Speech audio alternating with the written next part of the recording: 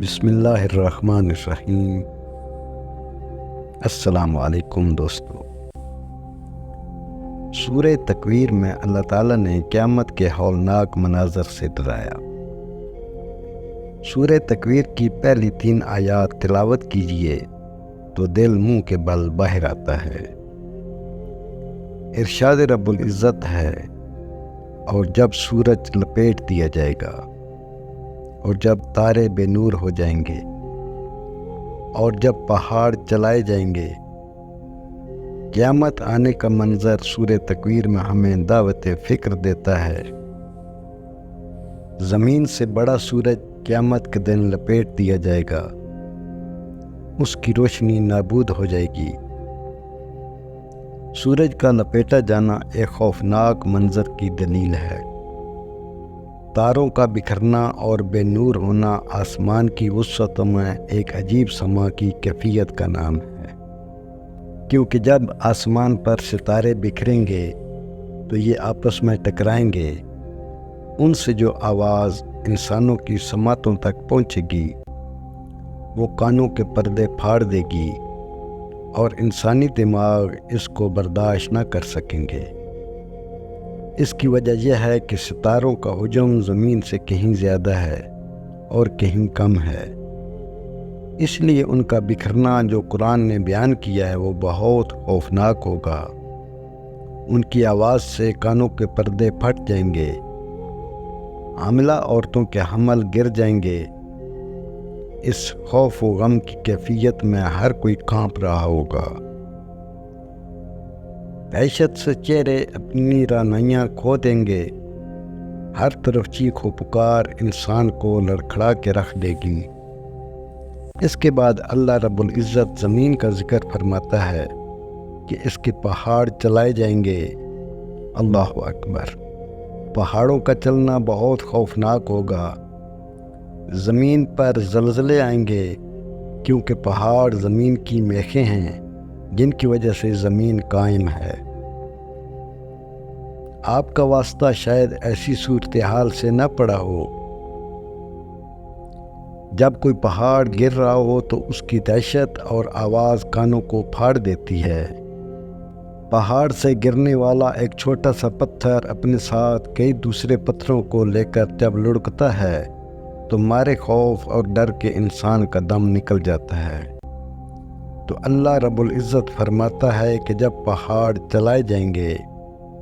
پہاڑوں کا چلنا کوئی عام بات نہیں۔ ایسے منظر کو کوئی بھی برداشت نہ کر سکے گا، سوائے ان لوگوں کے جنہوں نے زیست کی زیادہ ساعتیں خداوند غفار سے مغفرت مانگتے ہوئے بسر کی ہوں گی، اور جنہوں نے اپنی راتوں کو اللہ رب العزت کے درخشاں کلام قرآن مجید کی تلاوت کی سعادت سے منور کیا ہوگا۔ نماز شب کی اہمیت کے متعلق مولا علی علیہ السلام فرماتے ہیں، نماز شب پڑھنے والا جب قبر سے اٹھایا جائے گا تو فرشتے اس کو جنت کی بشارت دیں گے۔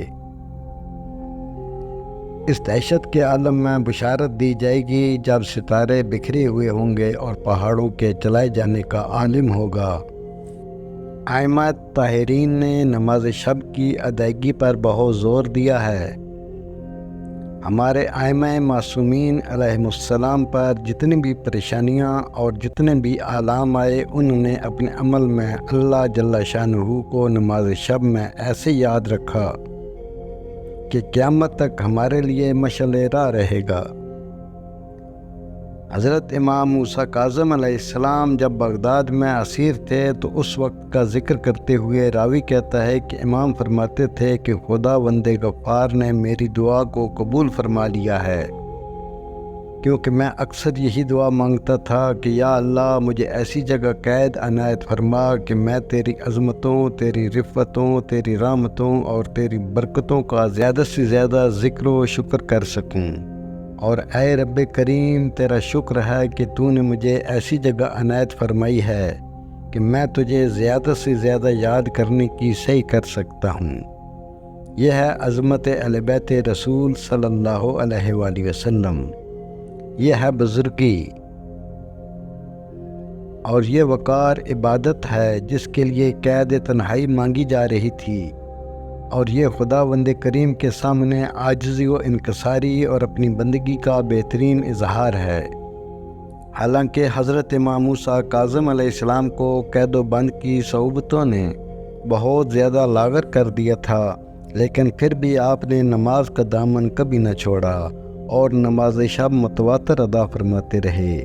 آج کے دور میں مغربی اقدار میں پروان چڑھنے والا بے باک، نڈر اور بے خوف جوان روز قیامت کی ہولناکیوں سے واقف ہی نہیں ہے۔ اگر وہ آشنائے عذاب الہی ہوتا تو اپنے کردار کی تعمیر پر وقت صرف کرتا اور اپنی رات کی تنہائیوں میں اللہ رب العزت کے ذکر سے اپنے قلب و روح کو منور کرتا، لیکن اسے اعمال کی فکر نہیں ہے، اسے نماز شب پڑھنے کا طریقہ تک نہیں آتا اور نہ ہی اسے اس کی پرواہ ہے۔ بے داغ کردار اور جوانی کے عالم میں اگر کوئی جوان نماز شب ادا کرتا ہے تو اللہ رب العزت اسے کائنات میں نہاں خزانوں کی چابیاں عطا فرما دیتا ہے۔